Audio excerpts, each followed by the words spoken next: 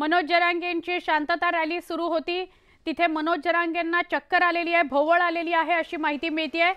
ही थेट दृश्य आपण बघतोय, ते जागच्या जागीच बसले, त्यांचा हात थरथरतो आहे। त्यांना आता त्यांचे कार्यकर्ते पाणी पाजतायत। जरांगे स्टेजवरून खाली उतरले, त्यांना भोवळ आल्यामुळे स्टेजवरच ते खाली बसलेत। शांतता रॅली सुरू होती, दरम्यान जरांगेंना भोवळ आलेली आहे आणि ते जागच्या जागीच खाली बसलेत। त्यांना पाणी पाजलं जातंय, त्यांचा हात थरथरतो आहे। आमचे प्रतिनिधी सचिन जाधव यांना विचारूया, सचिन नेमकं काय घडलं?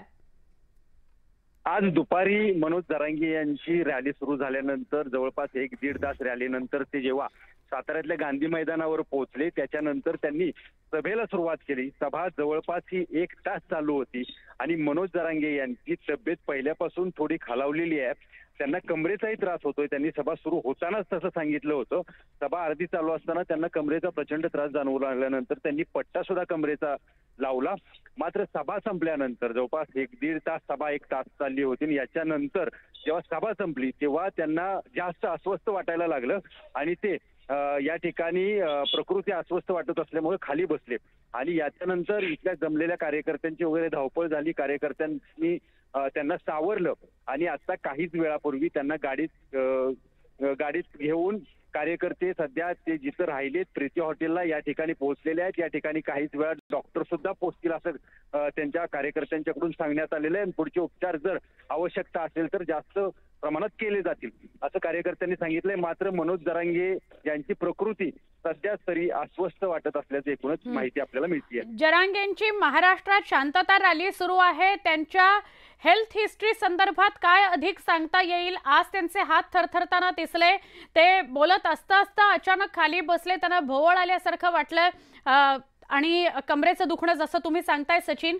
काय अपडेट हेल्थ इश्यूज बाबत?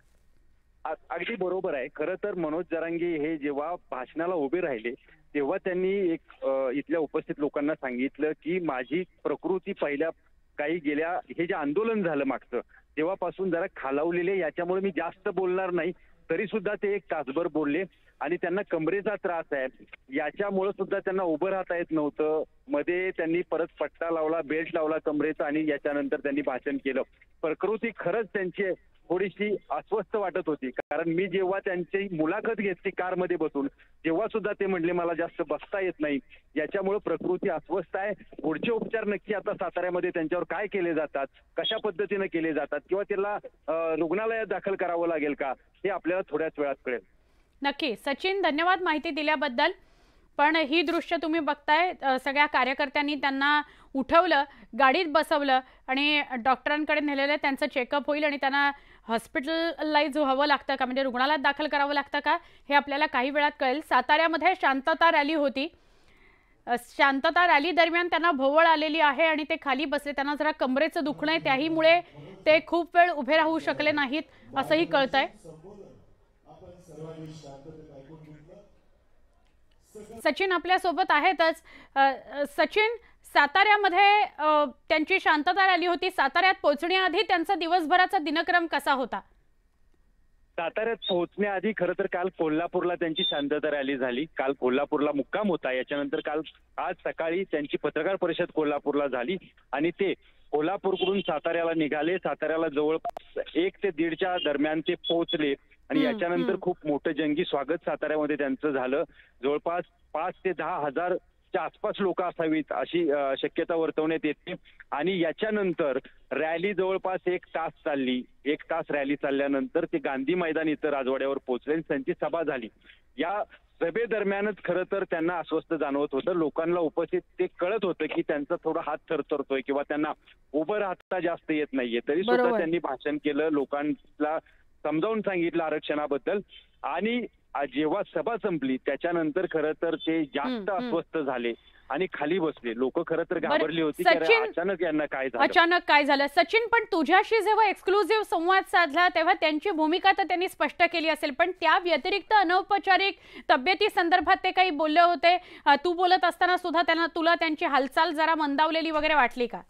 अगदी जेव्हा मी ते मुलाखतीला सुरुवात केली तेव्हा गाडीच्या टपावर बसून ते माझ्याशी बोलत होते आणि त्याच्यानंतर त्यांनी मला सांगितलं की थोडक्यात घ्या, कारण माझी तब्येत ठीक नाहीये, मला जरा अस्वस्थ वाटतंय आणि मला बसायला प्रॉब्लेम आहे, म्हणजे बसता सुद्धा जास्त येत नाहीये, एवढे अस्वस्थ ते आहेत, एवढे तब्येत त्यांची खालावलेली आहे आणि त्याच्याचमुळं त्यांना जास्त वेळ उभं राहता येत नाही, तरी सुद्धा ते उभं राहिले आणि याच्यामुळे जास्त अस्वस्थ त्यांना खरं तर वाटलं आणि पुढचं झालेलं सगळं आपण आता पाहिलंय. होय, जेव्हा अचानकपणे स्टेजवरच 1 तास संवादानंतर अचानक ते खाली बसले, हात थरथरायला लागले, तेव्हा थोडी पळापळ कार्यकर्त्यांची झाली. त्यांच्या प्रतिक्रिया काय होत्या?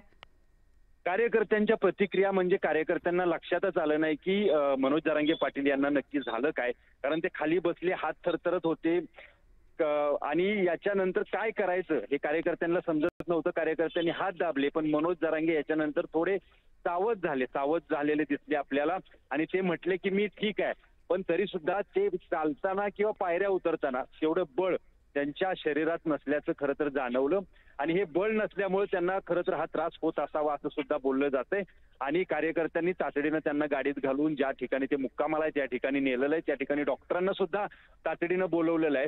डॉक्टर काय सांगतात हे पाहावं लागेल आणि त्यांना हॉस्पिटलमध्ये दाखल होण्याचा सल्ला देण्यात येतोय का हे सुद्धा पाहणं खरं तर महत्वाचं आहे. नक्की.